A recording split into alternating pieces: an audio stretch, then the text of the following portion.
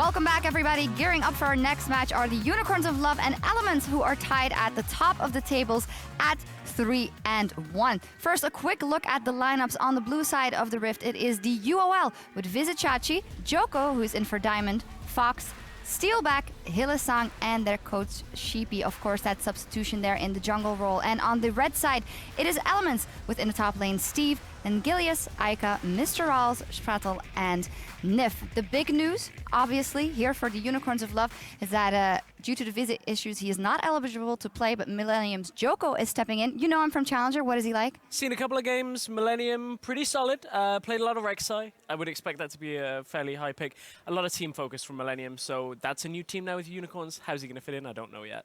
Well, we will have to see what happens to the Unicorns of Love, a team that has been phenomenal in the early game. They have the highest average gold lead at 10 minutes in the entire European LCS by 1,600. And where does that come from? About 502 comes from Diamond, 450 from Steelback, and 560 from Chachi. Yes. But it is Diamond that gets all those lanes snowballing. I mean, this team has gotten first blood in every single game, and Diamond has been part of those first bloods. And especially everything Chachi is doing in the early game, in my opinion, comes from Diamond. Because those two guys together have had great synergy, good early ganks, and that is what sets up Unicorns to do well in the mid game as well. So losing Diamond is so huge for this team. On the other hand, they do have some good things still going for them. Steelback being one of those. He had a fantastic performance. Last game versus Fnatic, they definitely have things to build up, but it will be the question if Joko can just step into this team and facilitate all these things. Yeah, that really is the question here, because Steelback, a lot of what he's done and his success has been off the snowballing that has come from Diamond just being able to get that lane ahead. Yeah, and I feel like Steelback has been that carry we didn't really expect to be there for Unicorns of Love. We looked at a lineup and said, who's going to be the main carry? It has been Steelback in the fights, but a lot of it again comes from what Chachi and Diamond can do in the early game. But then I think that's kind of the story of this game as we shift focus over to Elements, who, you know, they've also had a surprise in the bottom lane of themselves from Mr. Rales and Sprattle. This is kind of the game of the 280 carries that we weren't expecting a whole lot from. I mean, at the beginning of last week, I talked about Mr. Rales. He hasn't had a whole lot of success yet. Is this his year? He was our MVP of last week. I mean, he's finally started to show up. This is the Mr. Rales maybe we saw glimpses of all the way back in 2014. Yeah, definitely. As said, we rewarded him with the MVP role, especially because we were asking, will he be able to step up? Yes or no? It has been working for Elements. I do think the players are ready, so we're going to see how this match will play out, and we're going to hand it over to Pulse and Crepo. Thank you, Sharks. Welcome back to the Shortcaster desk with me and Crepo. How's it going, man? Hey, Pulse. Hey. I'm fantastic. I'm actually looking forward to cast because it means I'm no longer in front of a telestrator, which is great. Yes, me too. I actually had the same experience today. Anyway, looking at Iker as well in the mid lane, he's looking a little lackluster right now against all of the other mid that we've seen. Yeah. Played Lux last week and didn't have the fantastic performance. Just in general, he's just down a lot of gold, and he's not really putting too much pressure. So Elements came out as a team, you know, in a feature 2. They want to prove everybody wrong. They have proven everybody wrong. I'm just hold your horses, kids. We'll see against this Unicorns, obviously very weakened with the loss of Diamond, but this will be a good test and a proving grounds for Elements. Yeah, that being said, Iker has come a long way. There was an article published recently looking at his progress into the LCS and has done very well for himself. Just looking to find his footing. That being said, other challenger mid laners have done so, like today with Sencooks going massive. So yeah, he still went big. time. Yes, he did. The quadra kill with that distortion was sweet. But Lissandra and Poppy will be the first 2 bans in from Unicorns of Love, and Tam Kench will be banned out against Chachi in the top lane with Rise as well, so 2 bans up there. Yeah, I'm actually sad we see so many Lissandra bans because that is one matchup that I've actually enjoyed watching a lot. If you look over to LCK, one team gets Lissandra, the other one replies with Alistar, and then it becomes a mind game. Every time the call comes, like the instant Pulverize comes out, or doesn't it? And it's really fun to watch from both a support and somebody who loves really aggressive team fights. And now we ban the Alistar as well, so yep. we get neither of those. But Gangplank will be the final ban out, still 100% banned out so far. He's just so good right now. Does see some nerfs on 6-2, but we're still on 6-1. It'll get to a point where everybody forgets how to play Gangplank, but nobody actually wants to leave him open in the odd chance that the enemy team actually has practiced him. That tends to happen with these permaban champions. Good first lock in here, Kalista. I just think incredibly strong. It allows your support to become a lethal engage weapon, even if he isn't already. If not, he becomes a lethal engage weapon twice. So it's just a really good pick. I want to see what they pair it with as well, because Alistar is usually a fantastic combination with Kalista, but is banned out in this game. Now looking towards the first 2 pickups from Elements. We'll see where they go in this game. Last time we saw Gillies pick up the Nidalee, the Lux in the mid lane from Iker.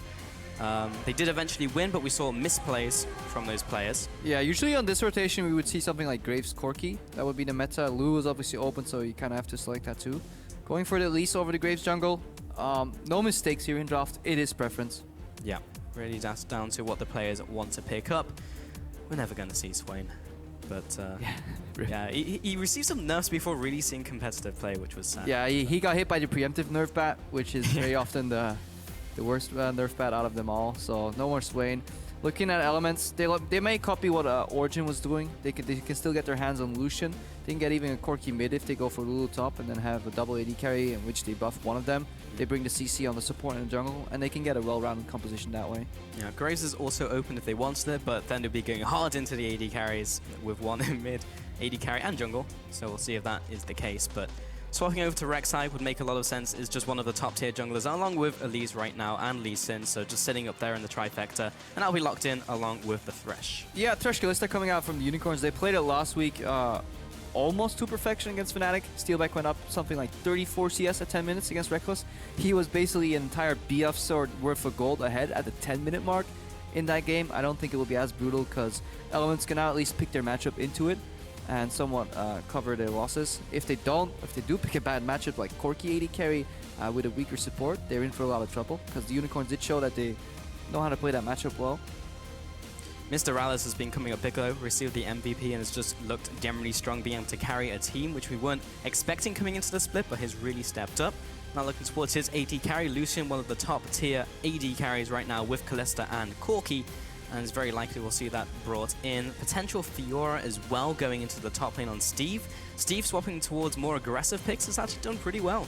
Yeah, but Elements are looking to last pick their support on red side. You could maybe argue that Lulu support is a flex pick, but they almost have to put the Lulu in support if they want to get a counter pick in mid, because otherwise on purple side, revealing your top laner before the enemy top laner and your mid laner before the enemy mid laner, that is a big drafting error just in general theory. We'll see where the Lulu goes though, because as you mentioned, it is a flex pick. But it's not a good support, that's what I mean. Like, yeah, you can flex it, but why flex it into a horrible support role when it is good in mid lane, but then you just give Unicorn so much information. Yeah, odd priority perhaps with the rest of the draft in tow. Now looking towards the last two pickups from Unicorns, these teams are really taking their time with these ones. They do get power picks though. That's the one argument against the whole thing. If there's any picks you really want to lock in early and you're like, you know what, fine, whatever. You can see that we're picking Fiora and Lulu. Yeah, okay, that works for Elements. Unicorns will need to find an answer. They don't seem certain with the Cannon and the Victor. I don't think those are decisive counter picks, so I think Elements got the better end of that one. Yeah, also somewhat easy to predict when Ken's going to stun you if he goes into top lane against Fiora, which looks to be the case here. So very easy riposte if he's in range to be stunned from that. Then in the mid lane, Victor up against unknown currently, but probably the Lulu. Yeah, that becomes a wave clear matchup. So Victor doesn't get threatened in that matchup, and which is great for Victor, late game powerhouse. But Lulu should not suffer too much in there. The junglers can pretty much make or break that matchup, but if the Lulu plays well, I don't see her getting outplayed at all. So definitely bringing the utility for the fights. Elements not looking for excessive split push. Definitely not a 1-3-1. I think they're looking for a 4-1. Keep the Fiora in the side lane and have a bit of a team fight with the 4 remaining members. Looking at the Unicorns, I don't think they want to keep their Cannon in the side lane, so they're definitely looking for an explosive 5-on-5 team fight. Well, looks like we may have a Janna pickup here, and we're looking at that 4 gamers to G2 rather into Fnatic. I love Janna. Sleeper pick right now. We see it a lot over in North America in this meta where it's a teamfight blow-up composition, right? They go at you and they kill you immediately, and if they don't, then they struggle. Well, Janna can force you to at least have to teamfight twice. Pretty rough to play into Victor though. 1 EQR combo and your Janna is just dead. The disengage is very, very nice though with Tailwind, and we saw Captain Boots as well on Janna recently, so may even pick up that one. But with Lucian, it's just a good lane, allows him to get the extra damage on his double tap, and it's just very nice for the trades. So if you want to play Janna Lucian correctly into Thresh Kalista, you need to dodge the hook aggressively forward with a Lucian dash, and then you can actually just completely outtrade a Kalista. Then it depends if she hops out of your piercing line or not, whether you win the trade. But more importantly, Janna Lucian can play safe into a lot of matchups. Relatively safe, and then she just hard counters Cannon in the team fights. Just 1 flash ulti, 1 Howling Gale, which you now let stack up more. You don't really go for the tap tornadoes anymore because they're so short and they don't really knock up very much. But you really want the long 4-second channel tornadoes coming out, and we've seen a lot what they can do in certain team fights in North America. I really wonder how the Kennen is going to do in this matchup, because with the Janna as the last pick, you just get rid of the Kennen. You can preemptively stun him with Cocoon. It's so difficult to get in there and even pop Zhonya's before you just get blown away before the start of the fight. But we have the full compositions here to see how this one works up. Remember, that is Joko in the jungle, coming in from Millennium as well in the jungle for Unicorns of Love. Yeah, Elements will, bot lane will have to be careful though. If they go 2v2, they're at risk of dying. And as opposed to the other side, you never die to a Janna Lucian lane. Like, it's almost impossible to die 2v2. Maybe, yeah, you have to drop some CS to obvious zone, but it's such a telegraphed lane that the burden of the outplay is definitely on Rawls and Sprattle, because they can get wrecked in a 2v2. All right, let's get into this game. Unicorns of Love up against Elements here. Elements have a lot to prove, but Unicorns definitely have the love of the crowd here in the studio. And Steve. And This Steve, massive of course. sign somewhere. That's true. There's a lot going both ways. The Unicorns as a team with the name, of course, and then Steve. Yeah, in the opening show, we were looking outside and it had like a massive Steve sign somewhere, so... I'm waiting for the day we get a top laner called Alan, and then it will be the circle will be complete. Yep. If you don't know that reference, too bad. Yeah, Google it right now. Alan. Steve. Alan. No. Well, that's what Fox is trying to do in the mid lane, but Lulu's having none of it. Ika's just going to back off here. Ika on a pretty passive mid lane. We've seen them play more aggressive mids in the past, but going for the Lulu, which is probably going to be a fun matchup in the mid lane, honestly, unless we see ganks come in. They don't really get in range to even CC each other up to set up a gank. That's the problem. Yeah, Elements swapping away from the bot lane. I think we'll see Janna Lucian go in for the stop on the camp. I hope so. That would be the really nice play here, actually. Shuts down the double jungle, forces them to leave the jungle and only take one camp on their way out. Kalista Thresh setting up for a camp. Yeah, I like this. I like this from Elements. This is smart. They avoid the 2v2, and worst case, if Elements had or Unicorns predicted a swap, they would at least cancel the camp on Steelback and Hylissang and at least make it an even level 1 lane where Janna is stronger, because Janna doesn't spike at all in level 2. She gets like, what, a tornado? Okay, have fun with that. You know, if you, as opposed to Thresh, who gets EQ, if you end up a camp down or even camps, and he steals the little wolf, the crowd goes nuts. Yeah, definitely good move by Elements. I like it. Yeah, stealing away the wolf is actually pretty big because it really screws with the experience you get from the following camps and stops you from hitting the levels you want to. So now Chachi and Joko just going to pick up this camp as well. Sprattle got what he came for. Now he goes into the top lane and uncontested. This is just a standard lane swap really here. And we'll see the AD carry stack up those waves and the jungle will continue. Yeah, meanwhile though, Hylissang did invade the enemy jungle too, so 2 camps left alive. On the other side too. Usually when you see a team perform this little exchange, the double jungle ends up getting more on the other side of the map. So could have gotten Gromp and Wolves, for example, but they got shoot off after the Wolf. So a little bit of a mistake there from Elements. I think they could have gotten a little more greedy. But in this accelerated 3-man push meta, it doesn't really matter all that much. Yeah, and when you're saying they could have been more greedy, that's nitpicking. Yep. When you get to that point. It helps when you have a Fog of War at the table. Yes, it does. Go here, right now. But Gilius and Steve now heading towards this red buff, or this blue buff, sorry. I'd like to claim I'm colorblind, but I'm not. And now they'll go into this bottom tower. Chachi will come down as well. They also look different. Yes, very different. And are on different positions in the map, but hey, colorblind. yeah. Alright, 3-man push, junglers do whatever, pick up Scuttlecraft's remaining camps. This is completely standard. We have to see what phase 2 looks like. The only adaptation that we've seen has been Giants today, who swapped out their AD carry to the lane 1v1 against the top laner, something we've seen the Rocks Tigers do in the series against KT. I haven't watched the one against SKT just yet, that's still on my to-do list, so maybe they do it there too, who knows. But other than that, most teams just follow the standard lane swap pattern. Strength for the ages over to Joko, so implies he'll probably be going Cinderhulk as well and try and just get tanky as a front line, which makes sense here. Pretty standard. Wind speakers as well from Sprattle. Gotta go wind speakers here because in those late game team fights, when you do knock away the cannon and you heal like 3 people and you shield another one, like the amount of MR that you're giving to your team is just massive. Just especially against a team fight comp. That's so much gold worth of stats that you get for free. Yep, so nice with the Monsoon. And yeah, Rale's opting towards the fervor of battle versus the extra burst you get from Thunderlord's Decree. So it's really just preference on the Lucian, because Lucian can go for either and does fine with both. But now that they're actually going for a lane swap, they're not really going to be feeling the power of Thunderlord, so Fervor is almost certainly the better choice to get the damage in the mid game and the late game.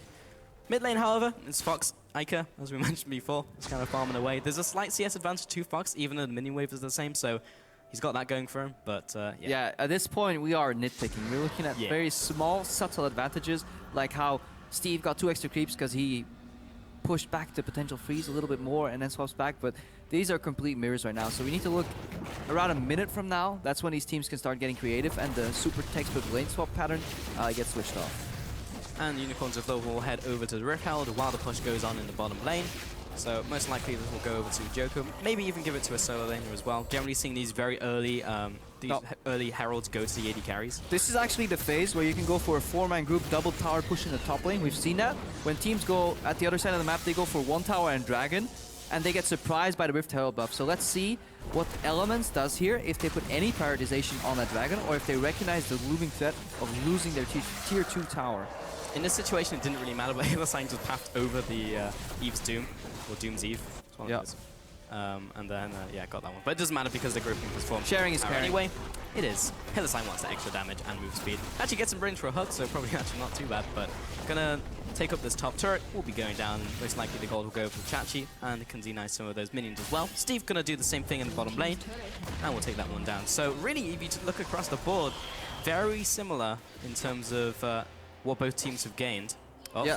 Gonna survive another wave. Oh, he messed up that? Yeah. That's pretty big because now the way that he was supposed to bounce, he has to push in right now. So that's a very big mistake here from Busy Chachi, who's in tempo, as opposed to Steve, who's all the way in the bot lane. He's farming his merry way around.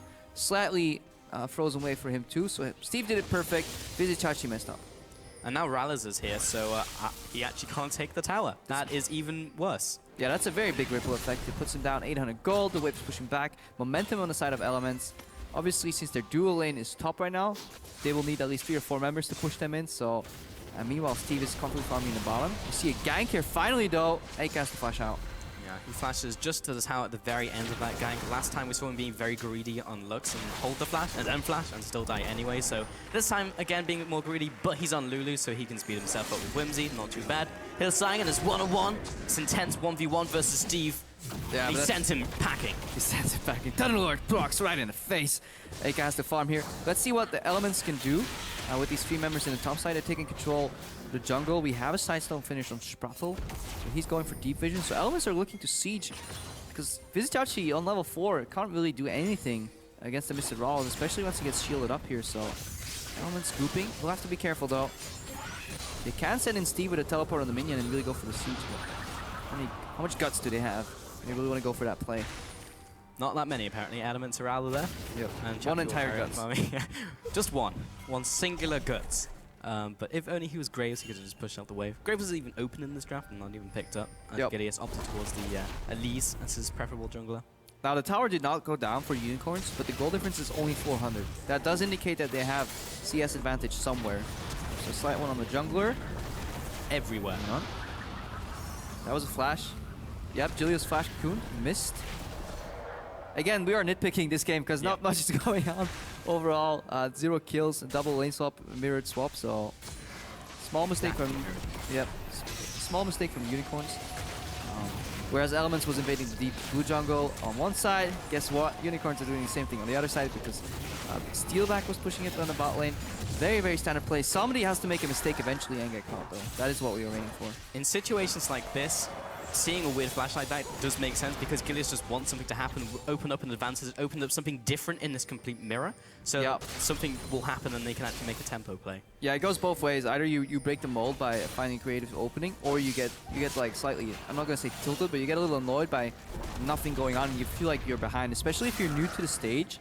Playing a bang on even game isn't bad, unless you have very big scaling differences, but Elements can be fine playing this scaling game. Hang on, Sprattle now. Sprattle, quite dead.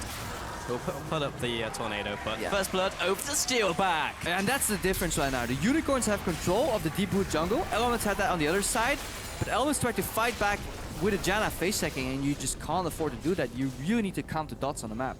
If you see less than 4 dots, you're probably walking into the remaining 2 and die. And right there, all those dots were there to gank her. So went down there. Has gone back to base, picked up the Sightstone, pretty standard, and the Frost Queen's Claim as well. So that first kill going on to Unicorns, now want to see what they do with it. They do anything else, or they can break this map open. But after going back, Probably not. There's not much room for unicorns right now. So it's small advantages that you want to take that lead up to a bigger snowball eventually, but no one kill is just really gonna get you all those towers right now. Maybe a kill on the top lane gets you to tier 1, but it is a slow paced game right now, and we have to keep our eyes on the junglers or jungle support duos. This is where synergy between your jungler and your top laner, for example, or your jungler and support really comes to shine. Gilius just cannot get the gank off in the top laner against Cannon. Movement speed from E is just a little too much. Now, the Scuttlecraft taken away, and most of Unicorns in the top side looking to make something happen. Aggressive wards going down, I believe. Push Gilius out of that jungle. Yeah, Steve is waiting for that wave to get the experience. His team is coming in, or the Unicorns are coming in to deny that experience. Massive wave on the top lane. You really want to use that, you know, wave building into sieges right now, because you're not going to pick anybody off. Most vision is respected here, so some damage finally on that top tier 2 for the Unicorns. Yeah, if they had a little more time, they might have been able to go for that Herald as well and then had the extra attack speed on those minions and maybe gotten the siege off, but still, there's enough wave clear there between Rales and Gilius to make nothing happen. It does please me to see the way the Unicorns are playing vision-wise. Joko and Hylissang are working together in a similar fashion that Diamond and Hylissang were doing in the first 2 weeks, and that's something we were lacking from the Unicorns last season as a whole. So as a team, their macro has improved. Look at those little 2 wards you have behind the red buff and next to the Raptor camp. That is what the Unicorns are doing well. Elements mirror it, but they don't really... Unicorns don't care because they're actually conceding the weak part of the map. They say Kalista on steelback on Kalista rather. He can farm on his own. We don't really care about losing the vision in our jungle. Whereas Unicorns, they're actively pushing pressure in the vision contested part of the map, so they're playing more proactive. And now that the tower has gone down, Unicorns are ahead in this game quite significantly. In fact, 1,400 gold is quite a lot on their side. Plus, they take the Herald as well and go back to base. Just general CS advantage in mid, bottom, and jungle. Actually, a lot on Joko. I believe he's been in lanes taking minions as well, so that kind of reflects it, but still, advantage nonetheless. Yeah, which is more efficient pathing overall, and the fact that Sprattle seems very insistent on holding Mr. Rawls' hand, whereas Steelback is a strong independent AD carry that need no support. So Sprattle, that's the bad side if you play Janna in a lane swap where you're under-leveled. You want to get to level 6 or you just die on every face check. So you just kind of hover near your AD carry, doing absolutely nothing. Zero contribution until you get that level 6 and you can start joining fights. Whereas Hylissang, he's moving his merry way around the jungle, warding, setting up potential hooks, so much more pressure coming out of Hilly compared to Sprattle. Oh, Chachi, he lands the Shuriken, and that's quite a lot of damage on Taraz, but he has lifesteal, so he'll probably get a bit of that back. Mid lane, though, is being sieged in by Joko and Fox. Should be able to take this down, or not, as Steve, Gilius, and Sprattle come in. Get the Cocoon onto Joko, but he's fairly tanky. He's picked up the Cinderhawk already, and he has the extra movement speed from the Swiftness boots. Yeah, Elements with a very, very good team fight composition 4v4 if the fight's coming to them, but they have a hard time engaging it themselves. Cocoon is the only thing they have. They have a speed up from Lulu, but slowly but surely that Victor matchup that we saw getting picked into the Lulu, even though it was red side, gets pushed in right now. He keeps pressuring the tower. Both towers are down. If that third tower opens up and Hylissang and Joko continue the deep vision style, then Elements could be in for a whole world of trouble. Very possible. Steelback is still being left on his own. Actually, he's now joining his team. Would you do that in solo queue, Crapper? Would you leave your AD carry alone? Yeah, of course. And then I kill mid, and then he dies alone. And I'm to blame. Joko right here trading with Julius. Cocoon is down though. The group in the mid lane is here. We'll likely see a culling for the wave clear because Aka can't clear that alone. And the flash and the hook goes Field goal! wide. How many points is that? Do you watch 10. Do you watch football? Of course I don't. Okay. I come from Liverpool as well, man. It's yeah, you're a small Asian Liverpooler. Liverpudlian, I think you'll find. Probably not going to have the greatest knowledge of American football. If only the official was here, he would know. Yeah, and lucky he is not. He's gone, he's been benched. Yep. And now the blue buff will be taken up. Joko going straight into the enemy jungle. Just has a tunnel set up so he can jump in there. Yeah, Unicorns have had control of both deep jungles really the entire game right now, and that's why these lanes are fallen, because nobody on Elements can actually safely push out beyond the river point. Aka's also in the losing push matchup in mid. There's no jungle interaction because Gilius can't find any openings. If the Cocoon hits at all, there's no follow-up. Sprattle is still watching Mr. Rawls farm. He's taking the scenic approach to League of Legends. So very, very lackluster passive Elements overall. We have train spotters, now we have CS spotters. A new sport from Sprattle, brought to you at home. With the Moby Boots, which I I despise on Janna. On a champion with a lot of built-in mobility that actually gets rewarded for moving quick in fights in a meta where swiftness boots are also cheap. He actually went Mobies.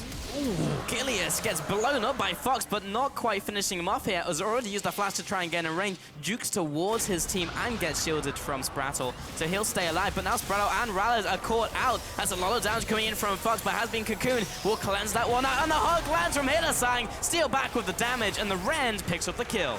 Yeah, it all comes crumbling down here for Elements. We see Gilius wandering in the jungle that has been under complete control from Unicorns alone. No support. He gets chunked out. Then everybody's like, okay, you're fine. You walk back to base. Oh, this Victor is still here. Sprattle thinks to himself, why is this guy level 10? I'm not even like level 6. He gets poked out. Mr. Ballas tries to help. He gets hooked. So really, really just snowballing down the hill. And Elements, they seem very, very flustered. Yeah, very flustered. And the fact that Sprattle was level 5, I mean, Hittersang's just hit level 6, but he had that before then and was actually getting enough experience so he could hit that spike. Having Monsoon in a game like this where it's very possible someone's going to get picked is quite important as a disengage tool. Just walk together. There's no goal here. It seems very, very dynamic Huey. What Elements is doing here is like, oh, the vision in the jungle is gone. It's dark. Let's walk in and find out who's there. Well, it turns out there's a level 10 Victor. May have to flash out. So as opposed to Unicorns, I don't think we're giving them enough credit. They're playing a really, really solid style of League of Legends here. Really good pushes on the side lane, moving in for vision in between. Playing aggressively, but with enough caution that they don't get turned on. Really using their vision well. They haven't been in their own jungle for longer than maybe a minute in the last 5 minutes. And the macro game continues from Unicorns of Love, something we've really just been impressed from compared to the old style, which was just make some flashy outplays and get ahead and maybe win the game. Yeah, 5 towers to 2. 6,000 gold lead right now, 3 kills to 0. That is complete opposite. Usually we would see the Unicorns losing towers, but winning kills ever so slightly because they play a super chaotic style. Yeah, really, really nice to see the improvement and something I honestly wasn't expecting to be predicted here, because Unicorns as an organization didn't seem to offer much growth to their players.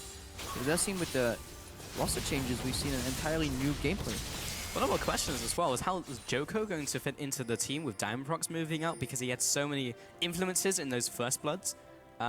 So far, actually not too bad. Has been fitting with the team pretty well in their movements. Has been involved in the kill as well. Was there with his team to set those up. Has also been in the enemy jungle, keeping up the vision. Yeah, Unicorn's going a little heavy on the blue trinkets though.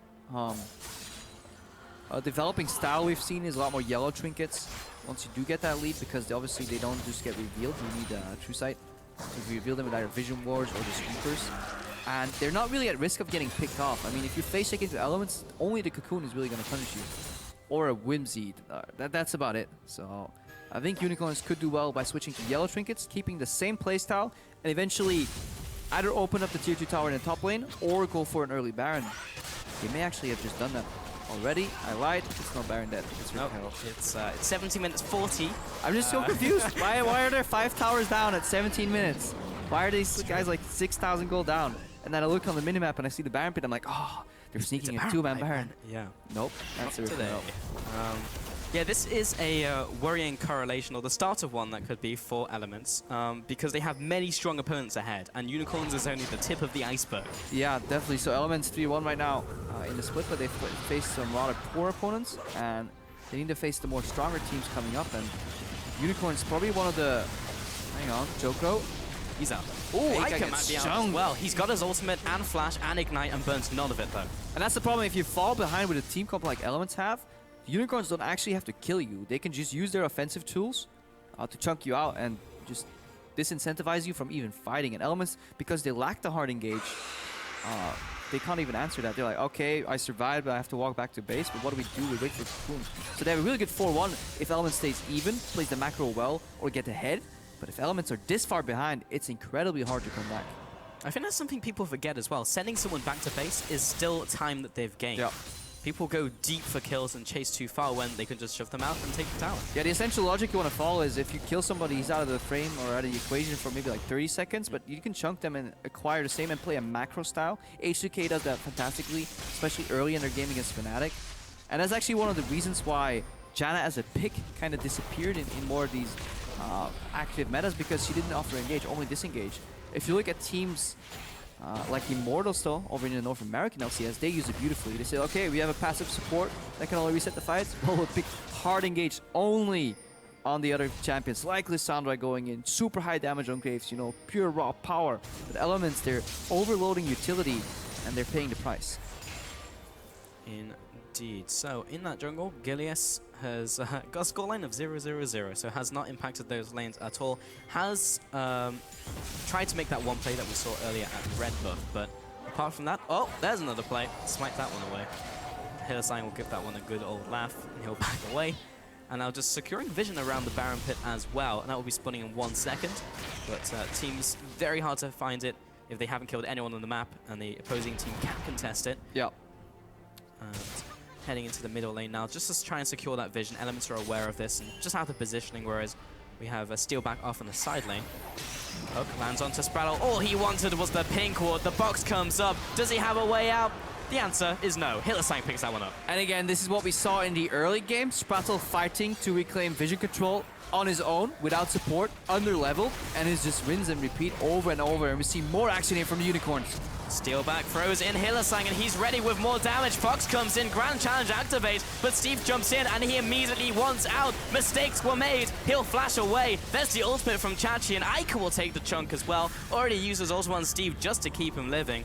And now Unicorns will back off to the Baron. Yeah, and the repeat play here from Unicorns, if the gold lead was a little smaller, would have been push the lanes, ward in between in the jungle, push them again, go for Baron. They can skip 2 of the steps. It's walk in, somebody will get caught, and just instantly go for the Baron here. We saw Hillsang waste his flash for a hook. We saw Vizichachi use his ulti, let's call it a zoning ultimate, but it didn't even matter because Elements was playing so far back. Had to run with the tail in between their legs, and they're going to just watch Unicorns take a Baron buff here. And that's Baron, over to Unicorns of Love. We'll see how much they can do with it because all of those inner turrets are down. Actually going to see that pick one more time as he was just wanting this ward. Yeah, and just to illustrate of how bad this game is, a beautiful combo here by the way. Like, perfect execution. Jocko clicked the lantern at the exact right time. You can't believe how hard it is for some players. Hillsang tries to fish, they find Gilius. He gets fried like one of those bugs that fly into a zapper. I know spiders are not technically bugs. The correlation is still there. And Steve here, he went from 49 damage done to 300 in this fight.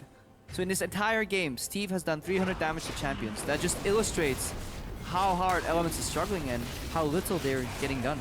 I also would have liked Sprattle to, instead of stand still and hit that ward, actually hit and back off like most people do, so you actually have the ability to jump away. However, he was locked into attack frame, and it was in the bush. It's the reverse mind game, you know? Oh, I see. Yeah, yes. really good hook for him. Hillsang here fakes it onto Steve, ends up going for Sprattle, execute is close, steal back drops, still gets Cocoon and dies. Yeah, and the Monsoon was enough to keep Sprattle alive. Joko off to the side. They don't take down Gilius, and he'll just kind of scuttle away into Ica. Ica does not have his ultimate, though. This is starting to go extremely well for Elements, at least in this trade.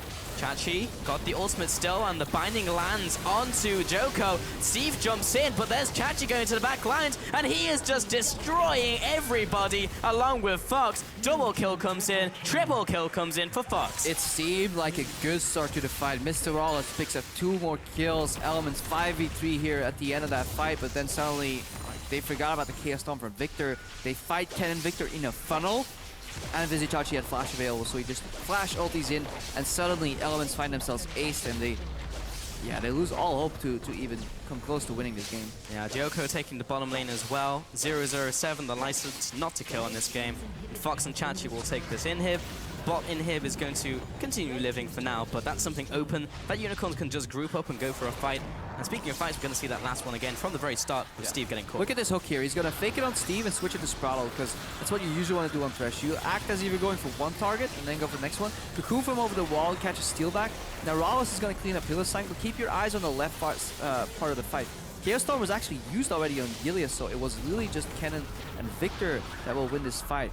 Elements could have disengaged, but they felt that they had to make the move, and Vizichachi right here coming in with the flash eventually is going to clean up that fight.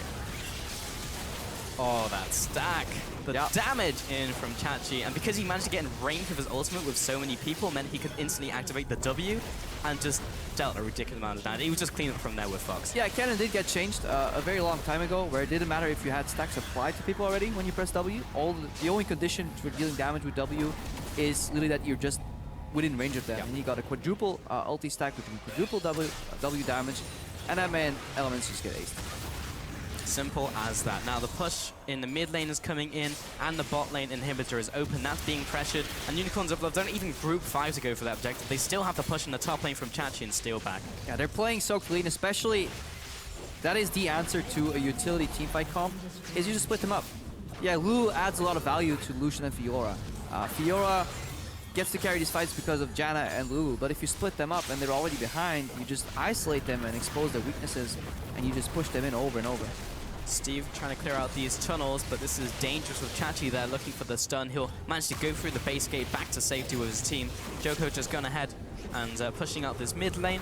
Now the bot lane is being pushed in. This could be close to Element's curtain call very soon here. Yeah, I just love the improvement from Unicorns, that their bot lane is now a decent 2v2 threat, as we saw against their match, or in their match rather against Fnatic. You see Steve dodge the hook here. See if you need to finish that point later.